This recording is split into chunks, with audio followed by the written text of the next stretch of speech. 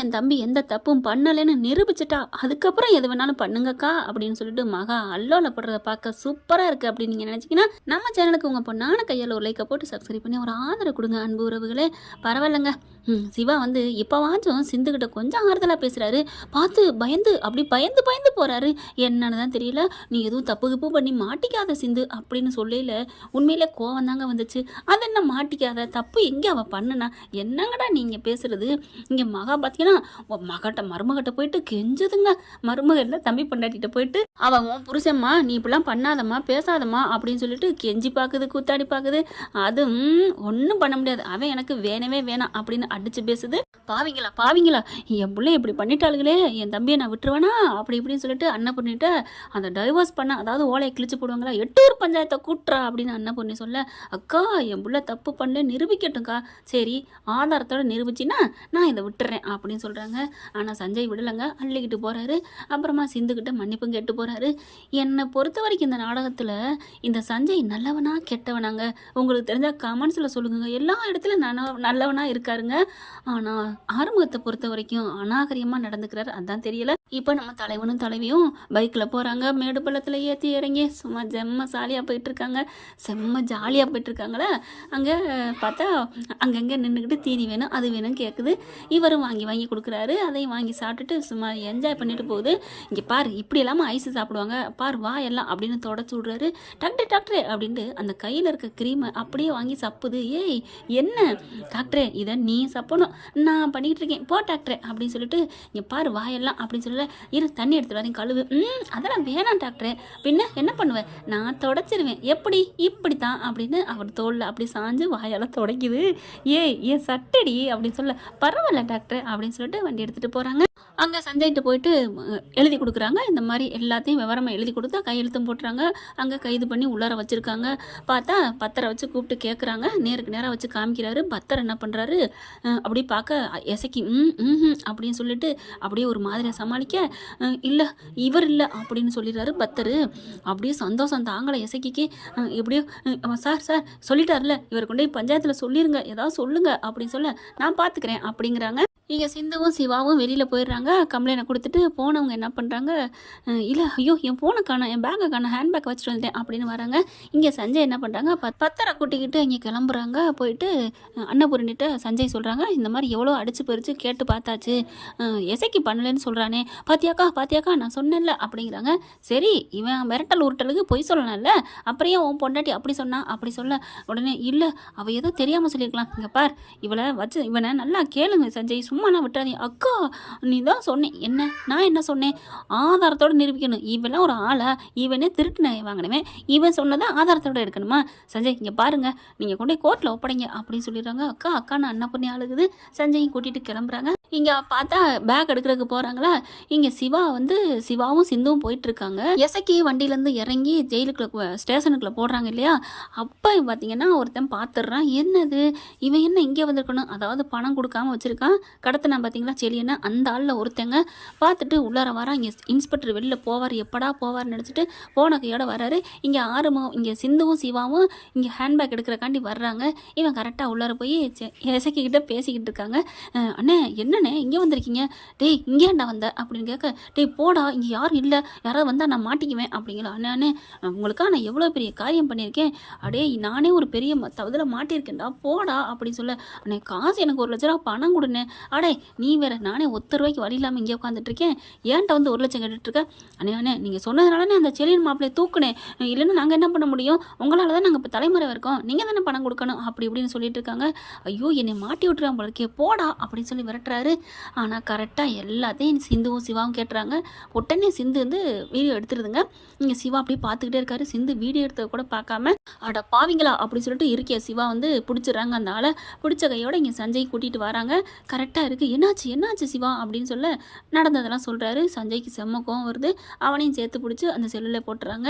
ஏண்டா இப்படி இல்லாமல் ஊரை கெடுத்துட்டு இருக்கீங்க நீ தான் எல்லாம் பண்ணதா அப்படின்னு சொல்ல இல்லைங்க அது வந்து அப்படின்னு சொல்ல கிளம்புங்கடா அப்படின்னு சொல்லல இல்லை வேணாம் நீங்கள் பெரியம்மா இங்கே வர வச்சுருவோம் அப்படின்னு சொல்லிட்டு பெரியம்மா வர வைக்கிறாங்க. பெரியம்மா ஆறுமுகம் மகா எல்லாருமே கிளம்பிங்க வராங்க. பைரவியும் வந்துடுறாங்க. என்னாச்சு சஞ்சய் என்ன அப்படிங்கல இங்கே பைரவிட்ட சஞ்சய் எல்லா உண்மையும் சொல்கிறாங்க. அட பாவி நீ தான் அந்த செலியனை கடத்தினதா அப்படின்னு சொல்லிட்டு போய் சட்டையை பிடிச்சி அடிக்கிறாங்க பைரவி. இரு பைரவி, நான் தான் விசாரிக்கிறேன்ல. அன்னபூர்ணி பார்க்குது, காயத்ரியும் வந்து நிற்கிதுங்க. காயத்ரி தான் மெயினாக வரணும் அப்படின்றாங்க. ஏண்டா சொல்லுடா, நீ தான் அப்படி கடத்தினியா, இவன் சொல்லி தான் செஞ்சியா அப்படின்னு அன்னபூர்ணி கேட்க, ஆர்வமும் செம்ம கோவத்தில் கேட்க, அது வந்து அப்படிங்கல எசக்கியை பார்க்க எசக்கி சொல்லாதன்னு சொல்லிடுறாரு. இல்லைங்க, எசக்கிலாம் கடத்த சொல்லுங்க, அப்புறம் எதுக்குடா கடத்தினேன், நான் கடத்தலைங்க என்றா இந்நேரம் வரைக்கும் ஆமான்னு சொல்லிட்டு இப்போ என்ன இல்லைன்னு சொல்கிறியா அப்படின்னு ஒரு அறை கொடுக்க, நான் தாங்க கடத்தினேன் அப்படின்னு சொல்லிடுறாங்க. சஞ்சய் கொடுத்த குட்டுப்புல ஆடி போகிறாரு. உண்மையை சொல்லு, யார் கடத்த சொன்னது, இவன் தானே, எசக்கி தானே. அப்பெல்லாம் இல்லைங்க, எசக்கிலாம் கடத்த சொல்லலைங்க அப்படின்னு சொல்லிட்டு மழுப்பை பார்க்குறாங்க. அப்போ சிவாவும் சிந்தும், ஐயோ நான் காதார கேட்டேன் பெரியம்மா அப்படிங்கிறாங்க. நீ பாருங்கக்கா, இவன் என் புள்ளேன்னு பார்க்காதீங்க, இவன் வேணுக்குன்னே பண்ணுறான், அந்த சிந்து காட்டி இவன் பண்ணுறான் அப்படின்னு சொல்லிட்டு இருக்கு. சிந்து இருந்துட்டு, அத்தை அப்படிலாம் இல்லத்த, இவன் காதார் நீங்கள் பேசுனதை நாங்கள் கேட்டோம், கண்ணால் பார்த்தோம் அப்படிங்கிறாங்க. அதுக்கு என்ன ஆதாரம் இருக்குது, நீங்கள் பொய் சொல்லலாம்ல. சரி நான் தான் பொய் சொல்லலாம், டாக்டர்மா பொய் சொல்லுவார் அப்படின்னு சிந்து சொல்ல, அவனை நீ போய் சொல்ல வச்சிருப்படி அப்படின்னு சொல்ல, சரி இப்போ அவங்க பேசுனதெல்லாம் ஆதாரத்தோட நிரூபிச்சிட்டா என்ன பண்ணுவீங்க அப்படின்னு கேட்க, ஆதாரத்தோடைய என்ன ஆதாரம் அப்படின்னு பார்க்க, பைரவி வந்து என்ன சிந்து வச்சிருக்க அப்படிங்கிற, இங்கே பார் அப்படின்னு தன்னோட மொபைலை காமிக்கிறாங்க. கரெக்டாக இவன் பேசிகிட்டு இருக்கல வெளியிலேருந்து வர்றாங்க. சிவா மண்டை தனி கரெக்டாக தெரியுது. அதுக்கப்புறம் அப்படியே பின்னாடி போயிட்டு முன்னாடி அவங்கள எல்லாத்தையும் எடுத்துடுறாங்க. எல்லாத்தையும் கேட்டு ஆடி போயிட்டு சப்புன்னு அரைகிறாங்க. அட பாவின்னு சொல்லிட்டு எசக்கிக்கு தாங்க அடி விழுகுது.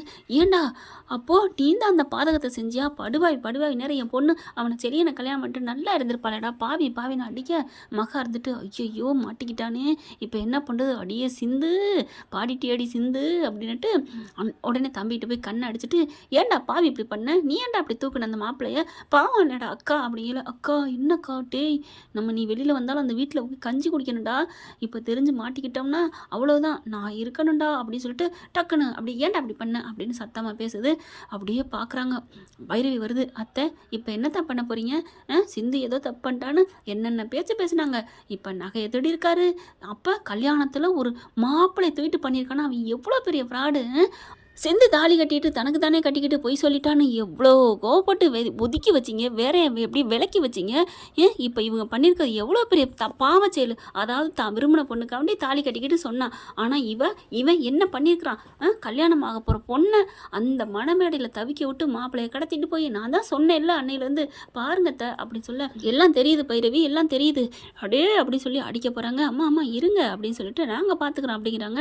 மகாவை பார்க்குது, இதுக்கு மேலே என்ன வேணும் சாட்சி அப்படின்னு சொல்ல, இல்லைக்கா இங்கே பாருங்கள் தம்பி, சட்ட பிரகாரம் இவனுக்கு எங்களுக்கு விவாகரத்து வேணும், இந்த கேஸை ஃபைல் பண்ணி அதோட ஜாயின் பண்ணி போட்டுருங்க, எந்த ஒரு இதுவே வேணாம், கூப்பிட வேணாம், கட்ட பஞ்சாயத்து வேணால், இவன் ஜெயிலில் கிடக்கிறான், அதனால் அந்த வாய்தாவா என்னமோ சொல்லுவீங்களே கவுன்சிலிங்னு, அது இது எதுவுமே தேவையில்லை, நாங்களும் ஆளுகளை கூட்டி பஞ்சாயத்தை கூட்டி நாங்கள் ஓலை மூலமாக கிழிச்சு போட்டு விவகாரத்தை வாங்கிடுறோம் அக்கா அப்படிங்கிற. இங்கே பார், உன் தம்பி ஒரு தப்பு பண்ணி தான் கூட விட்டுருக்கலாம், இப்போ 2 தப்பு பண்ணியிருக்கான், எனக்கு தெரிஞ்ச 2, இன்னும் தெரியாமல் என்னென்ன இருக்கோ யாருக்கு தெரியும், இன்னும் சிந்து சொன்னாலே அன்னைக்கு அவள் கல்யாணத்தில் கடத்தப்பட்டான்னு, அது கூட இவன் பண்ணியிருக்கலாமே, யாரு கண்டா, ஆமத்தை என்னை யாரும் கடத்திட்டு தாங்க அத்தை போனாங்க அப்படின்னு சிந்து சொல்ல, அக்கா அவன் அப்பெல்லாம் பண்ணலக்கா, ஒரு தப்பு பண்ணிட்டாங்கிறக்காண்டி எல்லா தப்பும் அவன் மேலே போட வேணாக்கா அப்படின்னு சொன்னோன்னு பைரவி, இப்போ மட்டும் சொல்லுவீங்களே, என் சிந்து மட்டும் ஒரு வாட்டி தப்பு பண்ணிட்டா அதே தான் அவள் பண்ணியிருப்பான்னு எல்லா பழியும் அவன் மேலே போட்டிங்க, இப்போ என்ன பண்ணுவீங்க அப்படின்னு பைரவி சொல்கிறாங்க. அதுக்கப்புறம் அன்னபூர்ணி என்ன பண்ணுது, முறைப்படி விவாகரத்து கொடுத்துட்றாங்க, பஞ்சாயத்தையும் கூப்பிட்றாங்க, விவாகரத்தும் கிடச்சிருது, ஓலையை முறிச்சு போட்டுறாங்க. மகா அழுகுது ஓன்னுக்கிட்டு. அதுக்கப்புறம் வீட்டுக்கு வராங்க. சிந்து மட்டும் வெளியே நிற்கிறாங்க. உள்ளார போன அன்னபூர்ணி என்ன பண்ணுது, இவன் என்ன தப்பு பண்ணவங்கள வீட்டுக்குள்ள வச்சுட்டு இவளை போய் விரட்டிட்டமே அப்படின்னு சிந்து அப்படிங்க போகிறாங்க. அத்தை என்னத்தை அப்படிங்கல, இனிமேல் நீ வெளியில் சமைக்க வேணாம், நீ வீட்டுக்குள்ளே வா, எல்லாத்துலேயுமே நீ இருந்துக்கோ அப்படின்னு சொல்ல, அத்தை அப்படிங்கிறாங்க. என்ன இருந்தாலும் உன் மேலே கோவம் இருக்குதான், ஆனால் வெளியில் இருக்கிறதுக்கு பதில் வீட்டுக்குள்ளே இருக்க அவ்வளோதான் அப்படின்னு சொல்லிட்டு போகிறாங்க. அவ்வளோ ஒரு சந்தோஷத்தில் டாக்டரே அப்படின்னு டாக்டரை தூக்க, என்ன அப்படிங்கல, அத்தை என்னை வீட்டுக்குள்ளே சேர்த்துக்கிட்டாங்க அப்படின்னு சொல்லி சந்தோஷப்படுது. உன்னை வீட்டுக்குள்ள தானே சேர்த்துருக்காங்க, ஏற்றுக்கலையே அப்படின்னு சிவா சொன்னோன்னே, என்ன டாக்டரை சொல்கிற, முதல்ல வீட்டுக்குள்ளேயே சேர்த்துக்க மாட்டேன்னு சொன்னாங்க, இப்போ சேர்த்துக்கிட்டாங்க, அப்புறம் ஏற்றுக்குவாங்க, நீ பாரு டாக்டரே, என்னை ஆரத்தி எடுத்து நீ தான் இந்த வீட்டுக்கு மருமவ, டாக்டருக்கு ஏற்ற சிறந்த பொண்டாட்டின்னு சொல்லுவாங்க டாக்டர், முக்க பிடிச்சிக்கல, ஐயோ விடுறி அப்படின்னு சொல்லி 2 பேரும் அவ்வளோ ஜாலியாக என்ஜாய் பண்ணிக்கிறாங்க. அதை பார்த்து எல்லாரும் வீட்டோட சந்தோஷம் ஆசைப்படுறாங்க. மகாவை தவிர. என்ன ஃப்ரெண்ட் இப்படி பண்ண நல்லா தானே இருக்கும். பார்க்கலாம் என்ன நடக்க போகுதுன்னு. இந்த பதிவு உங்களுக்கு பிடிச்சிருந்துச்சுன்னா உங்கள் பொண்ணான கையில் ஒரு லைக்கை போட்டு சப்ஸ்கிரைப் பண்ணி. இந்த வீடியோ உங்களுக்கு பிடிச்சிருந்தா தயவு செய்து லைக் பண்ணுங்க. இன்னும் அப்டேட்ஸ்க்காக சேனலை சப்ஸ்கிரைப் பண்ண மறக்காதீங்க. நம்ம கிட்ட இருக்க எல்லா சேனல்ஸோட லேட்டஸ்ட் வீடியோ அப்டேட்ஸ்க்காக மேல ரைட் சைடுல காட்டுற லிங்கை கிளிக் பண்ணி வாட்ஸ்அப் குரூப்ல ஜாயின் பண்ணுங்க. உங்களிடம் விடைபெறுவது நான் உங்கள் மெஹர்.